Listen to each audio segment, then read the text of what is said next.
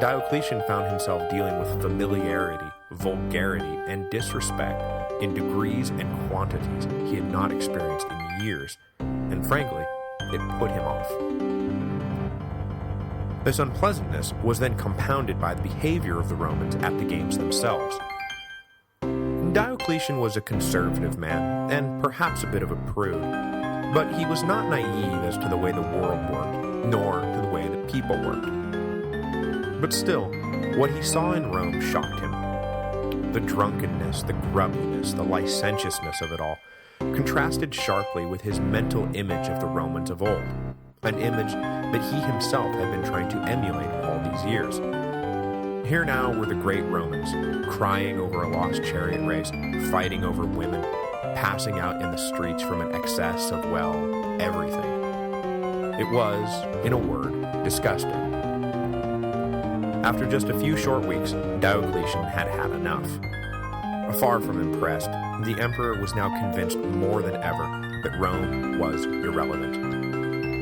20th anniversary or no, there was a whole empire out there that needed his attention, and he couldn't in good conscience continue to ignore it in favor of this drunken orgy.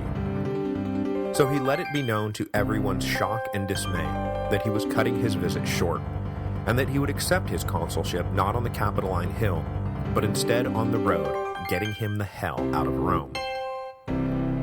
The Romans, commoner and aristocrat alike, were bitterly disappointed, and not a little offended themselves that the emperor was snubbing them right to their face. In a few years, Maxentius will arrive on the scene and offer them the opportunity to extract a measure of revenge on Diocletian and his carefully laid plans for the empire. It should come as no surprise that they will jump at the chance to upset Diocletian's apple cart. Now maybe it was just a coincidence, or maybe it was that Diocletian was getting old. But if you're feeling superstitious, there is no misinterpreting what happened next. On his way out of Italy, Diocletian came down with some sort of illness that basically knocked him out of commission for a year and a half. He could do no more than lay in a closed litter as the imperial entourage struggled to make its way back to Nicomedia. I am sure that there were more than a few whispers about whether or not the gods were perhaps a bit annoyed at Diocletian for the way he had just treated Rome. His advisors kept pleading with the emperor to stop the journey and settle down in any one of the numerous cities they passed so he could recover, but Diocletian ordered them to press on to Nicomedia. If he was going to die, he was going to die in the city that had been his home base all these years. The procession moved so slowly that it wasn't until the summer of 304 that they finally made it back to his capital. Upon arrival, Diocletian mustered enough energy to dedicate a new circus that had been built in honor of his 20th anniversary, and then he promptly disappeared into the imperial palace. While it's true that access to the emperor had always been carefully controlled, for the next 9 months or so, this control was taken to extreme lengths, and almost no one saw Diocletian in person. He was kept sequestered in his private quarters, suffering from an illness that kept him debilitated while refusing to kill him. On multiple occasions during these nervous months, though, rumors swirled furiously that the emperor had died, was about to die, had died weeks ago, or had been dead the whole time. At one point, he apparently slipped into a coma, which sparked rumors even within the imperial household that Diocletian was now, finally, dead. Galerius was alternatively called for or waved off with each cycle of rumor.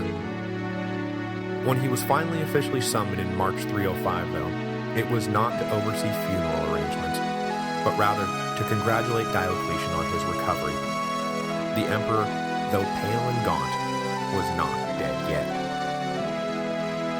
Galerius, who was probably more than ready for Diocletian to die at this point, no doubt issued his congratulation through clenched teeth, but if he was disappointed that his time had not yet come, Diocletian immediately put his junior emperor's mind at ease. He was alive, yes, but Galerius' time was still at hand.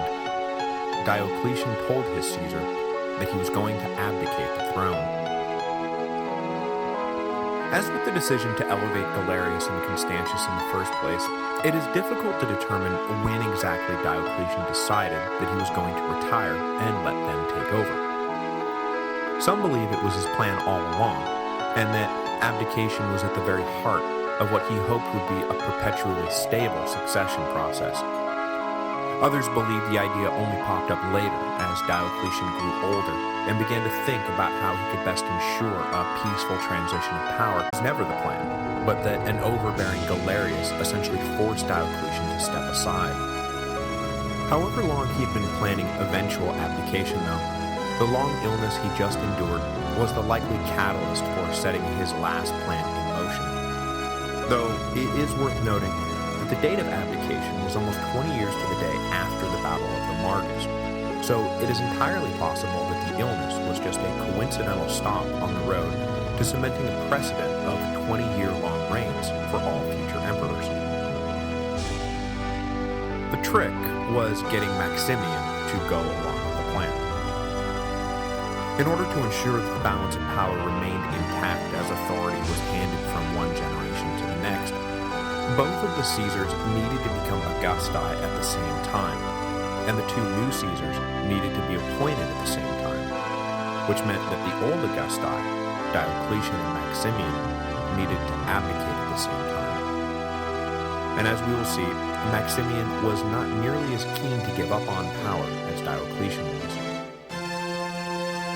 The thing that has always stuck in my craw about the alleged necessity of everyone shifting places at the same time, though, is that when we look back on it, the only version of the Tetrarchy that ever worked was the one in which there was very clearly a senior Augustus who outranked the others. For all the outward professions of equality, Diocletian had always been the head cheese, and when we analyze the stability of the Tetrarchic system, it is hard not to come to the conclusion that it was Diocletian's extra level of influence over his colleagues more than anything else that kept them working as partners rather than rivals.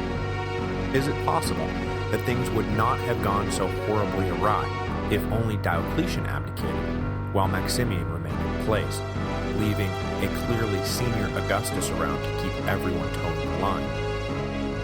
It is a question with so many moving parts that it's hard to figure what the end result would have been. But since things so quickly went to hell in a handbasket anyway, it is worth ruminating on. The answer, of course, is that it probably would have been even more disastrous for the Empire. Not because the system didn't need a senior Augustus to function properly, it probably did, but because the new senior Augustus would have been Maximian, and I can't imagine a single scenario where Maximian handles his colleagues with anything resembling the deftness that Diocletian had. Civil war probably would have broken out the first time any one of them disagreed about anything, because Maximian did not massage egos, he punched them in the face. His temperament was not at all suited for the job, which Diocletian thoroughly understood, and was as likely a reason for simultaneous abdication as any abstract notions of equality of rank among the future emperors. Plus, and this is the last thing I'll say about it, following the untimely death of Constantius, the Tetrarchy will revert back to a model where one Augustus, Galerius, was clearly senior to his colleagues, and the system went ahead and collapsed anyway. So, it is then really hard not to come to the conclusion that the Tetrarchy didn't just need a senior Augustus. It needed Diocletian. He was the quintessential element, the ether within which the Tetrarchy swam, and when he was gone, there was nothing for it to do but die.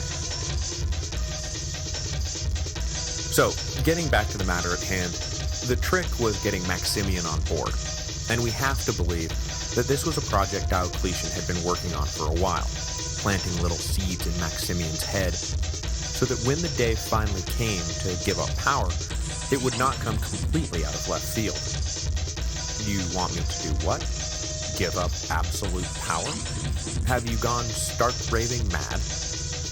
That is a conversation you really need to lay some groundwork for.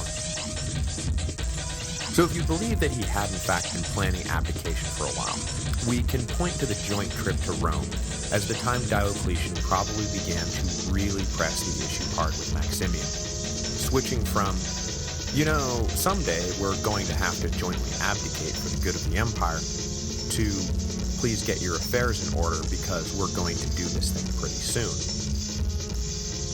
A short while later, when Diocletian was recovering from his illness, his tack switched again to pack your bags, we're stepping down on May the 1st. Given every single thing he did after resigning, though, it is clear that Maximian was not at all interested in abdication. But to his credit, his loyalty to Diocletian never wavered, and when the time came, he did what so few men in his place could have done, and what he himself so did not want to do. He gave up absolute power. On May the 1st, 305 AD, in simultaneous ceremonies in Nicomedia and Milan, Diocletian and Maximian became the first emperors in Roman history to voluntarily give up the throne. Diocletian, speaking to his soldiers, announced that he was tired, he was weak, and that the empire needed to always have a strong hand guiding the ship of state, and that he could no longer be that strong hand. That Galerius and Constantius would be the new strong hands was a foregone conclusion. So the only drama left to play out on that spring day was who would be the new Caesars. And it was in this drama that the Tetrarchy found the root of its eventual ruin. Once upon a time, I made the point that the 5 good emperors are often praised for having adopted qualified men of merit to be their heirs, rather than relying on their own blood sons, even though the whole reason they had to adopt outside their family in the first place was because between the lot of them, there was nary a blood son to be found. It was no enlightened decision they were making. It was something that was forced on them by circumstance. In attempting to secure the future of his tetrarchy, though, Diocletian very clearly stepped in the direction of that enlightened choice that had supposedly been made during the age of the Antonines. The emperors should be the best men in the empire, regardless. To cement what he hoped would be a binding precedent then, Diocletian intentionally skipped over the 2 men who at any other point in history would have so obviously been chosen the new Caesars that their ascension would have been as drama-free as the elevation of Galerius and Constantius to the rank of Augustus. Those 2 men were Maxentius, the son of Maximian, and Constantine, the son of Constantius.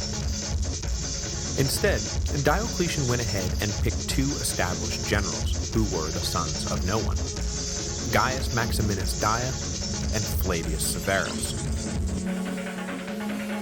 Now, the later Christian writer Lactantius describes a scene in which the troops in Nicomedia ripple with shock when they learn that the handsome, popular, and wonderful Constantine has been bypassed.